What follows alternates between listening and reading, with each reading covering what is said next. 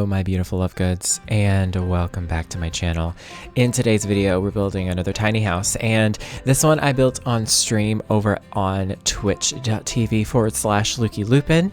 I will leave a link in the description as well as on screen there. But yeah, I built this tiny home on stream, and this was just an idea that I kind of just had written down that I wanted to try, and I gave it a shot, and I really like it. It's just a simple 1-bedroom tiny house.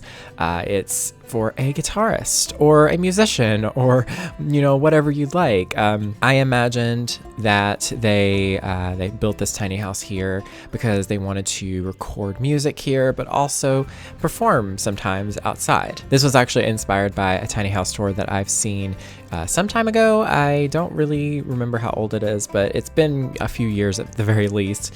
It was a tiny house tour on the channel Living Big in a Tiny House, and I remember seeing it and loving it so much. And it was a similar shape. It was like an L shape, and you know, there was like a recording studio and then like the main living space, and the style of course isn't the same whatsoever. It's completely different, but the overall concept is the same. So yeah, it was really fun building this on stream though, having people just hanging out with me, having my viewers over there giving me feedback and giving me like just like little tips and stuff and helping me decide things was really handy. And yeah, I just had fun with it. It was really great. I played with platforms a little bit too, which is something I've been meaning to do as well. Let's be honest, I tend to forget that platforms exist in this game.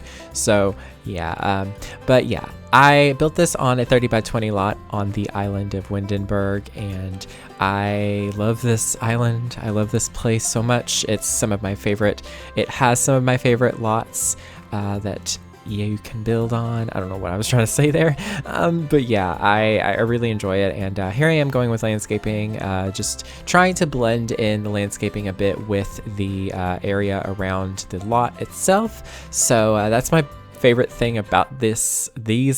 I try to say these and this at the same time, and it sounded like I said this with a little bit of an accent. But yeah, it's just building on this lot and landscaping. It's really fun because you can blend it into the environment really nicely. So yeah, anyways, with this house, I did use some custom content. I will leave links in the description to some of the sets that I used. I believe I just used like the bathroom set, some of the stuff from the Jardin set. I'm pretty sure I used some stuff by LittleDica, some stuff by Logical Sims, Harrie, Felixandre, those, you know, regular creators we know and love. Their content is just all in all amazing. Definitely recommend checking out that CC if you are interested in custom content. I highly recommend it. It's just a lot of fun. But yeah, as you see, the shape is done. I really love the shape of the house. I love how simple it is. And here I am adding a little stage. Now I imagine that they held like little parties, little get-togethers. You know, obviously it's built in Get Together, the world that came with Get Together. They have get-togethers and they have music. Yeah, I can just imagine. But anyways, they have little mini concerts here on the island. They have parties and they just, you know, perform music or something. Obviously the Sims world is not in a pandemic, so they're able to do that safely. But yeah, I really was kind of living vicariously through this, but it was really fun. It was really fun building this little stage here. I used a mixture of items from just like those bead thingies that are hanging beads. They're from City Living, I'm pretty sure. And then those lights are from the holiday pack. That's a free pack that you can just add into your game from Origin. It's really handy. And I put up one of these like performer things that came with a City Living as well. Actually, for the majority of the stuff, it's City Living, like the piano, the little performance thing. The microphone there is actually not going to do anything with singing. I know it's just for comedy and acting, I think, but it's for the aesthetic. So, you know, and we decided to do the lighting during night so that we can really see how pretty and glowy it is. And let me tell you, I love it so much. Oh my gosh, I was melting over this lighting. It was just perfection. I used these what are they called? String lights? Yes. String lights from the my first kid, no, toddler, yeah, toddler stuff pack.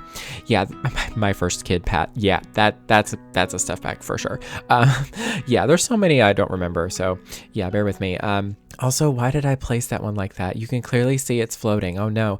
Oh well. But yeah, and then I went in with some more landscaping to kind of blend it in a bit, and some debug fencing as well. I honestly love this fencing here. I couldn't find the right color or the right shape to use it with, so I went with this instead. Love it still. It's just, I don't know. That fencing is so fun to use because it really blends into the environment really well. Like, it doesn't stick out too much. It looks like it was meant to be there. So, but anyways, here I am adding some of the seating that, you know, patrons or, you know, friends or whatever could sit and watch them perform. Obviously, this doesn't really happen in The Sims, but you know, it's all for the vibes and the aesthetic. So yeah, I really, really like it. It's just a bunch of like foldable chairs, just making it look pretty casual and not super like formal or anything, because I couldn't imagine that it would be. But yeah, I really loved the vibes here. I love how breezy it feels. It's like kind of on a beachy area, but it's not like tropical beachy either. So it feels a little different, you know? It's just a different aesthetic. But of course, I had to go in to the stage here and place some neon signs behind the instruments so that you could see them behind the performers. And I thought that would look really cute there. It was kind of hard because there was like a couple things that I couldn't remember where they were in the game, and I don't know. I feel like sometimes with The Sims 4, certain items are not categorized in the appropriate sections of the catalog. I don't know, maybe that's just me. Maybe I'm just, you know, maybe it's all a matter of opinion and it's very subjective, but someone on the Twitch stream, like the chat, they were like, put a flamingo. And I was like, you're right. Absolutely. Let's put a flamingo here. So, yeah, I just thought that was silly and fun. And I also put some pride flags because, you know, there should be no reason, actually. They just belong. They go there. But yeah, that's kind of pretty much it for the exterior. It's a pretty straightforward shape and just a concept. It's just the house, the stage, and the seating, and that's pretty much it. I did put a fire pit there too. I thought that'd be kind of nice to put a fire pit. That way, you know, if it's a little nippy, they can sit in front of it. But anyways, here I am working on the front porch, and I wanted it to look kind of, they thrifted a lot of the furniture. It's kind of mismatched. You know, they've got just things here and there. The interior is a little bit more put together. It's a little bit more, not formal, but it's a little bit more designed, but the exterior still has that fun kind of beachy house look. So yeah, but how are you all? I hope you all are doing well. Hope you're taking care of yourselves. I'm still dealing with a lot of anxiety. Let me just tell you, my anxiety is kind of through the roof right now. I'm not gonna lie. That's why I'm working on this video, because I need to do something to distract myself. But I'm not gonna talk about it too much. But I've got a lot of things going on in my life personally. I don't want to get into it too much, but I am obviously going to be moving soon, fairly soon actually. February is a short month and it just went by really fast, and so I'm going to be moving next month, and then I'm currently in the process of finding a new job, and I say in the process because I don't want to set things in stone yet, but things are happening, I will say. And you know what I should have done there? Instead of putting that silly shelf there, I should have put a platform so that they could properly step up. I don't know what's wrong with me. Sometimes I just don't think when I'm building, or I'm thinking too much and then I get distracted. Yeah, that's usually what it is. But yeah, I use platforms in this tiny house a little bit as well, just because I'm trying to use them more, because I keep forgetting that they exist. And so I just went in and just kind of just lowered the, not lowered the area in the bedroom or the living room. Yes, I lowered the area in the living room. What did I do again? I don't remember. It's been so long. But yeah, I split it up. It's split level. There we go. It's just a split level tiny house. So yeah, I really like it. I like the little touch of like the stone that you see on the platform there. Just that little bit of accent there. It just kind of breaks up all that wood. I really like it. And then the living room is kind of sunken, and then the kitchen and the bedroom are kind of raised up. I mean, it's all one room, of course, but you know what I mean when I say that, like the living space, the kitchen space, the, you know, etc. space. But yeah, it's a nice little tiny house. I really like it. It's got a lot of character, I think. It's just, I don't know, it's just a nice little tiny house. So anyways, also, here's some updates on my Sims gameplay. I love how I'm not actually doing an LP, but I'm just like telling you all what's happening in my game. I don't know if I have the attention span to do a Let's Play or the desire to edit that, but I definitely am going to be doing more gameplay over on my Twitch channel, just twitch.tv/LukeyLupin. Yeah, it's linked in the description. I'm definitely going to be doing more over there because it's really nice to just jump on Twitch, play some Sims, just kind of de-stress for a bit. It's been a really good distraction lately because, you know, there's times where, you know, I can't really do anything, you know, to, you know, prepare for anything in the future, like with moving and jobs and stuff. Like there's nothing I can do in the moment, so I need something to distract myself from, you know, to prevent me from getting, you know, anxious. And so what I do is I jump on Twitch and play some Sims, and that's it. It's very simple. It's very fun. I very much enjoy it.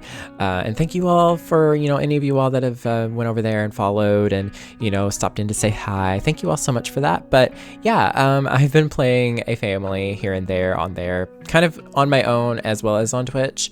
And basically, if you didn't see the last video, I talked about it a little bit there. It's just I started out with a single Sim, and he was living off the grid. You know, he got engaged. The girl died because of hysteria, which we love. And then he met Knox Greenberg and fell in love, had kids, blah, blah, blah. Well, he had triplets. That was the chaos for a while.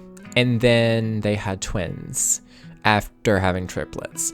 So they have 5 children, and it's been pandemonium. So yeah, I moved them, thankfully, and I figured out that was part of the reason why. And so I moved them to a new house. Basically I did some of it on stream too. I took a EA starter home in I keep on wanting to say Eco Harbor. It's Evergreen Harbor, but one of the starter homes in Grimm's Quarry.